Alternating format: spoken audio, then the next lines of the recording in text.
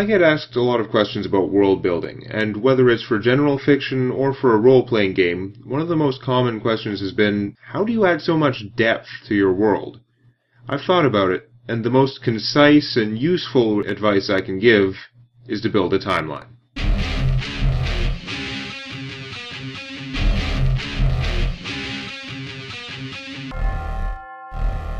When we talk about adding depth to a fictional setting, what we're talking about is really the feeling that the world in which the story takes place exists. That even though it exists in the imagination of the storytellers and the audience, it is still a real place to the characters who live in it. That's all beautiful and abstract, but, how do you do that? I'm sure there are as many ways to do this as there are writers, but the most powerful tool I've used is a history timeline. I have a big list of dates and events stretching back to ancient times when gods were discovering their place in a world, right up to events that happened just before the story began, and, now that I've been writing a while, it even incorporates the most important events that have happened within the story itself. What having a timeline does for you is give you a broad understanding of the setting, so that the larger scale events and forces at work feel like they make sense, and can help to shape the places and people that your characters interact with. To start building your own fictional world history, create a text file, or if you prefer a spreadsheet, or better yet, a note in Evernote. The important thing is just to make your timeline on a computer, because that makes it so easy to add new events to the beginning, middle, or end, while maintaining chronological order. The other key to this process is you don't have to do it all at once, or even finish it before you start writing your first draft. The first step is to create an entry for any major events you already know of,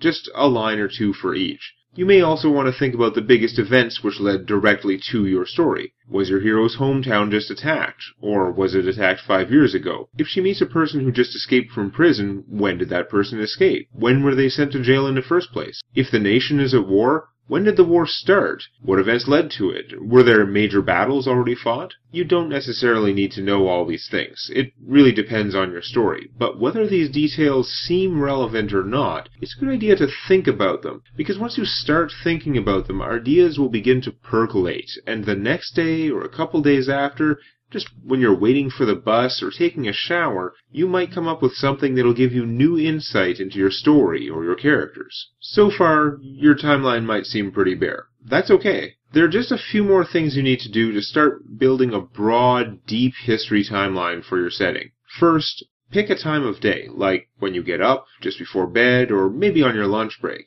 in which you will sit down and add an event to your timeline every day. It doesn't have to be brilliant. If you decide you don't like it later, you can change it. Just get into the habit of adding something. For example, if you were writing a slice-of-life story about a couple of people, these events might be regular, everyday things that happened in their past. 3 years ago, at age 16, she saw a car crash not far from her home. Or he found a library book that he had forgotten about and which had become months overdue.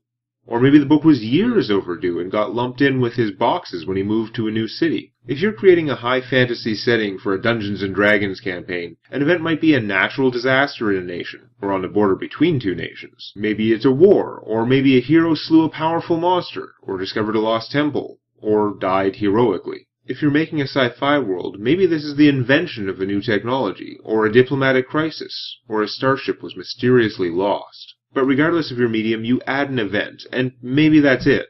You've done your duty for the day. But just by adding that memory or disaster or other event, you might find yourself thinking, why did it happen? Or how did it affect your characters or your nation? You might want to go back and add more detail, or causes of the event, or maybe you add a related event that happened before or after. You can add new stuff anytime you think of it. Your special time of day is just the minimum. A routine to keep things moving along.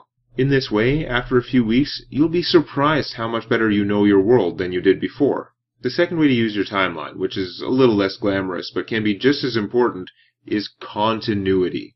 When you are writing your story or playing a role-playing game in your custom setting, sometimes you'll find yourself having to make up new historical events to answer narrative questions, or questions from players. Whatever answers you come up with, add them to your timeline. And either right away, or at least the next day when you go to add an event to your timeline, you should check that these new additions fit in with your timeline. By doing this, you can prevent, or quickly correct, conflicts or any plot holes or other inconsistencies that may arise in your work. What makes a story good or bad is not as simple as a lack of plot holes, but getting conflicting information can really take someone out of the fiction, and your work will be better overall if you can avoid these little mistakes. Building this timeline should help you get the setting sorted out in your head. Hopefully, as you become more acquainted with this place that you've created, you'll be able to add in details which hint at the world beyond your story, and you'll find that when you, or the players in a role-playing game, or anyone else helping you edit your story, when you run into a question that has no answer, you should be able to invent an answer that feels like it fits naturally into your world.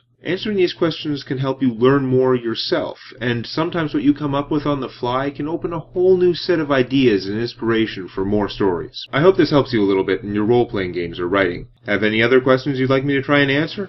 Leave them in the comments.